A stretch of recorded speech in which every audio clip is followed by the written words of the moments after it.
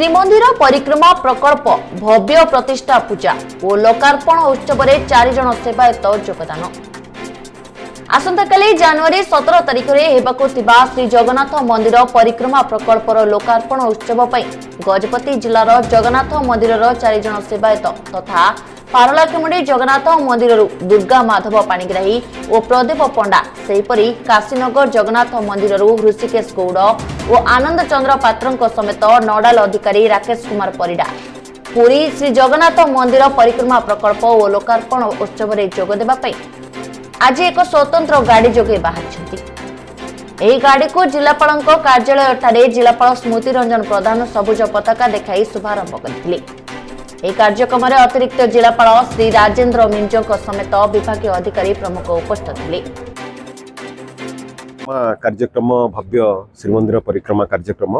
17 ତାରିଖରେ ଆସନ୍ତା କାଲି ପୁରୀ ଠାରେ ତାର ଲୋକାର୍ପଣ ଉତ୍ସବ ରଖା ହୋଇଛି। ମାନ୍ୟବର ମୁଖ୍ୟମନ୍ତ୍ରୀ ଲୋକାର୍ପଣ କରିବେ ଏବଂ ପ୍ରତିଷ୍ଠା ମଧ୍ୟ କରିବେ। ସେ କାର୍ଯ୍ୟକ୍ରମର ଅଂଶ ସ୍ୱରୂପ ଆମ ଜିଲ୍ଲାରୁ 2 ଗୋଟି ଟିମ୍ 4 ଜଣ ସେବାୟତ काशीनगर जगन्नाथ मंदिर और पारलाखेमुंडी जगन्नाथ मंदिर 2 जन करी 2 जन सेवायत आज आम अनुरोध करूँ से माने आज ये कार्यक्रम में योगदान करने पारलाखेमुंडी बाहर की जाइछंती सरकार सब व्यवस्था कराई रहा व्यवस्था कराई आम गाड़ी व्यवस्था करूँ जन ऑफिसर संगे कंपनी कर ओएस ऑफिसर संगे कंपनी कर विजिट जमी सुचारू रूपे हम भलरे दर्शन करेंगे से समस्त व्यवस्था आम कर व्यतीत काली जो कार्यक्रम को आम डायरेक्ट टेलीकास्ट करने प्रति ग्राम पंचायत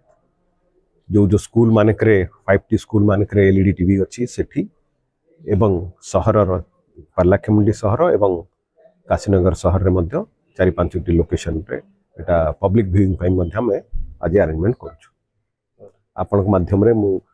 जिलार जनसाधारण को कहवाक चाहिए ये प्रोग्राम टी आप देखु 700 वर्ष पर यह योजना 700 वर्ष 70 वर्ष नुहे 700 वर्ष पर तेणुकर आशा करी आम समस्ते स्वतःप्रवृत्त हो योगदान करवा ये प्रोग्राम को देखा जगन्नाथ कल्चर प्रचार प्रसार को बढ़ावा। ब्यूरो रिपोर्ट विप्लवी परिक्रमा।